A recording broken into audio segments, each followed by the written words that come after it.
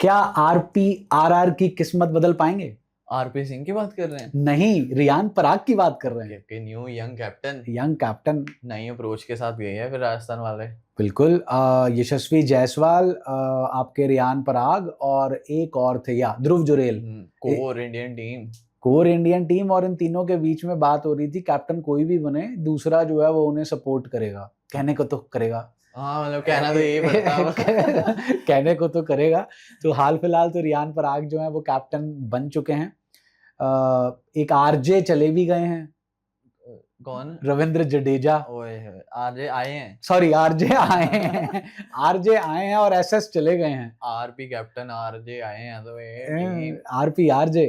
तो संजू सैमसन के जाने से आपको क्या लगता है, आरआर को फायदा होगा? मुझे फायदा ही लग रहा था जब तक मैंने नॉकआउट नहीं देखा इंडिया में वेस्ट इंडीज का। उसके बाद तो सर नुकसान ही लग रहा है। क्या ही कुटा है उन्होंने। हाँ। मैं और आईपीएल में तो वैसे ही बहुत कुटते हैं वो। और चेन्नई की विकेट स्पिनर वाली होगी तो मतलब माला माल कर देंगे वो। तो अब ये तो रो ही रहेंगे, पर चलो ठीक है, इनके पास 2 प्लेयर भी आ गए। 4 आ गए।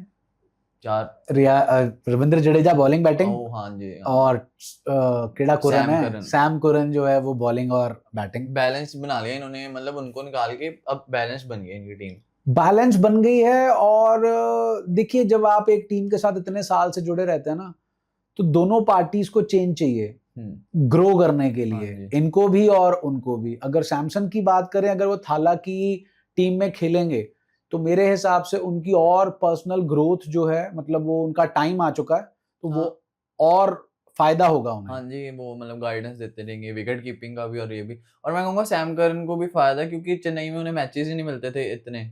यहाँ तो उन्हें आई थिंक 13-14 जितने भी मैच होते हैं तो सब मिलेंगे, सब मिलेंगे। टीम जैसे हमने वीडियो से पहले स्टडी की थी, तो मेरे को तो इनकी टीम बहुत अच्छी लग रही है, बैलेंस्ड लग रही है, हर एस्पेक्ट इनका कवर्ड है। हाँ जी, बैटिंग बॉलिंग दोनों, मतलब अगर कोई इंजर्ड ना हो इनमें से तो बिल्कुल बहुत अच्छी जो टीम है। प्रोबेबल 11 है, बड़ी ही घातक प्रोबेबल 11 है। Leg spinner, off spinner, left arm और मिडिल ऑर्डर बैट्समैन, हिटर सब है इनके पास। चलिए इनकी प्लेइंग 11 की बात ही करते हैं। इनकी जो ओपनिंग जोड़ी है वो मतलब आईपीएल छोड़िए, इंटरनेशनल क्रिकेट की भी सबसे एक्सप्लोसिव जोड़ी होगी। मतलब असली दानव जो कह सकते हैं, मतलब ये यशस्वी जायसवाल और वैभव सूर्यवंशी, ये ट्रेविस हेड और अभिषेक शर्मा। हाँ जी, वो तो फिर आईपीएल में पिछले सीजन नहीं चले, पर ये तो मुझे लगता है धागा ही खोल देंगे। ये रॉ टैलेंट है। जिस दिन ये 10 ओवर खड़ गए तो 200 तो मेरे हिसाब से ये 10 ओवर में ही टांग देंगे। तो 3 नंबर पे एक और दानव आ जाएंगे। रियान पराग नहीं, शर्मन हेटमायर। हेटमायर अब वन डाउन खेलेंगे। इनकी टीम में हेटमायर का रोल नीचे था पहले, हाँ जी, और अच्छा भी नहीं कर रहे थे, मतलब पिछले सीजन उनका ठीक ठाक सही रहा। लेकिन जो अब इनका रोल हो सकता है वर्ल्ड कप में, जो वेस्ट इंडीज की टीम में इनका रोल था, डैरेन सैमी ने मतलब इनको पहचान दे दी है कि इस रोल पे बेस्ट बैट्समैन। तो मेरे हिसाब से इस टीम में भी इनको यही रोल जो है वो देना चाहिए। बिल्कुल वन डाउन ही बनता है इनका। नंबर 2 डाउन पे रियान पराग कैप्टन साहब, बिल्कुल ठीक। नंबर 3 पे 3 डाउन ध्रुव जुरेल। पिछले सीजन ये नीचे आ रहे थे मेरे ख्याल से काफी, ओवर पूरा ऊपर से कोलैप्स होता था इनका और वही संभालते थे नीचे आगे। अब मुझे लगता है 3 डाउन पे आएंगे तो कुछ फर्क पड़ेगा, सेटल्ड लगेगा इनका ये। हाँ जी। उसके बाद आ जाते हैं हमारे ऑलराउंडर्स। तो ऑलराउंडर्स में हमारे पास सैम करन, रविंद्र जडेजा और डोनोवन फरेरा। ये 3 आ गए आपके पास, 2 लेफ्टी और एक राइटी। एक बीच में डोनोवन फरेरा आ जाएंगे, ऊपर नीचे 2 लेफ्टी राइटी डिपेंडिंग अपॉन जो भी आउट हुआ। 4 डाउन आपके हिसाब से किसका बनता है इन तीनों में से?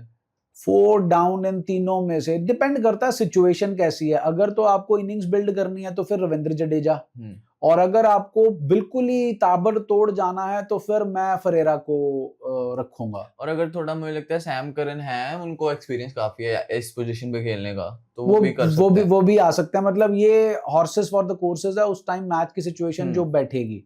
उसके बाद पेस डिपार्टमेंट, अब इनके आगे 8 पे 9 पे आगे जोफ्रा आर्चर। अब जोफ्रा आर्चर की धुलाई तो बहुत हुई है इंडियन कंडीशंस में, लेकिन इस टीम के पास जोफ्रा आर्चर की गति वाले विकल्प भी हैं बहुत। इनके पास रिप्लेसमेंट बहुत अच्छी है। नांद्रे बर्गर भी हैं और मफाका भी हैं, दोनों। एडम मिल्न भी है इनके पास, न्यूजीलैंड के लंबे जोड़े पेसर। एडम मिल्ने भी हैं। तो मतलब पेस डिपार्टमेंट इन्होंने अच्छा रख रखा अपना। फिर बात करते हैं नंबर 10 और 11 की। रवि बिश्नोई पक्का खेलेंगे और फिर संदीप शर्मा पक्का खेलेंगे। और अगर इनके इम्पैक्ट प्लेयर की बात करें तो इम्पैक्ट प्लेयर में बॉलिंग में अगर इनको इम्पैक्ट प्लेयर चाहिए तो तुषार देशपांडे और एक कुलदीप सैन भी है इनके पास, हाँ वो भी खेल सकते हैं। और बैटिंग में चाहिए तो शुभम दुबे। उनका 13-14 मैचेस खेलने हैं उन्होंने आरआर की तरफ से, कुछ खास नहीं रहा पर इन्होंने भरोसा दिखाया। तो इनकी जो हम बात कर रहे थे प्लेइंग 11 डिस्कस करने से पहले, वो ये था कि इनकी टीम की डेप्थ, अगर हम बात करें ओपनिंग कॉम्बिनेशन की, लाजवाब। फिर अगर हम मिडल, और सिर्फ ओपनिंग कॉम्बिनेशन ही फायर पावर वाला नहीं है, हर एक प्लेयर इनका उतनी काबिलियत रखता है। हिटमायर भी जब मर्जी हिट कर सकते हैं, रियान पराग भी, ध्रुव जुरेल भी। और नीचे जो इनके जो हिटर्स हैं उनमें 2 तो प्रोवन है, हाँ जी, जडेजा और सैम करन। और उसके बाद जो फरेरा हैं वो भी अभी आए हैं, लंबे हिट मारते हैं, बहुत दूर मारते हैं। पेस डिपार्टमेंट में एक इंडियन स्विंग बॉलर हो गया, एक जॉब। अब अगर इनके पेस डिपार्टमेंट की बात करें बॉलिंग की, तो बहुत ही बैलेंस्ड है। Speed Jofra, swing Sandeep Sharma और डेथ बॉलिंग सैम करन, तीनों पेसर। अब अगर स्पिन डिपार्टमेंट में जाएं तो लेफ्ट आर्म आपके पास जडेजा, और लेग स्पिनर रवि बिश्नोई और ऑफ स्पिनर डोनोवन फरेरा, और सबका कॉम्बिनेशन चाहिए तो रियान पराग। तो सारे बेसिस जो हैं वो इन कवर्ड है, टीम के कवर्ड हैं। इनके बाकी थोड़े बैकअप्स में दिक्कत आ सकती है अगर कोई इंजर्ड होता है। हाँ, बैटिंग के बैकअप्स जो हैं इनके पास वो फॉरेन टैलेंट नहीं है, नहीं कुछ ऐसा, और वो भी एक्सपीरियंस नहीं है जो इंडियन भी है। इंडियन टैलेंट ही है इनके पास बैकअप के लिए। इनकी टीम दूर तक जा सकती है अगर यही 11 के 11 आपके खेलें। बैटिंग बैकअप में सिर्फ एक लुहान डी प्रिटोरियस है, प्रिटोरियस पड़े हैं, हाँ, एक वो जरूर है आपके पास बैटिंग बैकअप में। बॉलिंग बैकअप बहुत बढ़िया है इनके पास। तो और इनके एक प्लेयर है विघ्नेश पुथुर, जो एमआई ने रिलीज करा था, पता नहीं क्यों, वो भी मैं देख रहा हूँ, उनकी जगह बन सकती है। रवि बिश्नोई के आगे तो मुश्किल है उनकी जगह बननी, और ना ही रविंद्र जडेजा के आगे। अगर पेस डिपार्टमेंट में कॉम्प्रोमाइज करेंगे, बट मेरे को नहीं लगता संदीप शर्मा को ये एक भी मैच में बाहर बिठाएंगे, क्योंकि उन्होंने तो अंदर बाहर करना ही करना है। इम्पैक्ट प्लेयर में आ सकते हैं फिर वो, हाँ, इम्पैक्ट प्लेयर, स्पिन की जरूरत हो, अगर पिच स्पिन को मदद देने वाली है तो वहां पर वो जो है वो जरूर आ सकते हैं। तो देख रहे हैं इनको पिछले से पिछले साल वाला इतिहास दोहराने में। 24 में थर्ड पे फिनिश कर रहे थे, हाँ, और पिछले साल तो इनकी परफॉर्मेंस बिल्कुल अच्छी नहीं रही थी। तो मुझे इस साल टीम तो बढ़िया लग रही है, 50-50 कहूंगा मैं सर। मेरे को इनकी टीम में से ना 2 प्लेयर्स जो हैं वो लग रहा है कि वो बहुत अच्छा परफॉर्म करेंगे, एक जायसवाल और एक रियान पराग। जायसवाल तो मेरे को लगता है गलत युग में पैदा हो गए, उनकी बेचारे की इतने तगड़े बैट्समैन पर जगह फिर भी नहीं बन पा रही है। ये पकेंगे जब हमारे रोको विदा लेंगे, ओडीआई क्रिकेट में जाकर ये पकेंगे। और T20I में तो मेरे को इनकी जगह ही नहीं दिखती। अब अगर संजू सैमसन ना अच्छा परफॉर्म करते तो फिर कह सकते थे। अब तो T20I में, हाँ, ये तो बहुत ही जबरदस्त, मतलब विराट कोहली वाला रिकॉर्ड तोड़ दें अगर सीजन में उतने रनों का, फिर तो मतलब आप इन्हें ट्राई कर सकते हो। इनको मौका मिलेगा। अपनी इंडिया की टीम ने आयरलैंड और जिम्बाब्वे जाना है T20I खेलने के लिए इस साल, इनको लेके जाएंगे, तब इनको जो है वो जरूर मुझे लगता है ये सर गुस्से में भी होंगे और ये रन मारेंगे इस सीजन। हाँ, मुझे भी लगता है, मतलब देखो फ्रस्ट्रेशन कहीं ना कहीं तो होती ही है।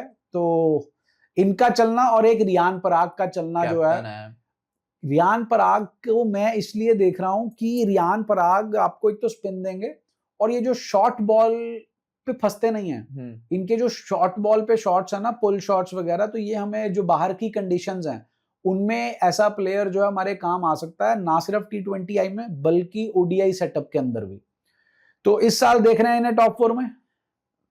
नहीं, मैं इनकी टीम को देखते हुए देख रहा हूं इनको टॉप 4 में। मतलब अगर कोई बड़ी टीम, जो टॉप कंटेंडर्स हैं हमारे टॉप 4 के, बेसिकली तो पंजाब, RCB, मुंबई इंडियंस, ये 3 तो फॉर शॉर्ट लग रहे हैं। और चौथा जो है KKR तो नहीं लग रही इस बार। SRH कह सकते हैं, SRH भी वही है, मतलब चल गए ऊपर वाले तो ही है, तो है। मतलब चौथी टीम ऐसी हो जो बैलेंस्ड हो, तो इनके पास बिल्कुल पूरा चांस है। तो अच्छी क्रिकेट खेल लेंगे पूरा सीजन तो ये पक्का क्वालिफाई। चलिए दोस्तों, आप भी अगर सहमत हैं हमारी इस लाइनअप से तो प्लीज वीडियो को लाइक करें, शेयर करें और चैनल को सब्सक्राइब करें।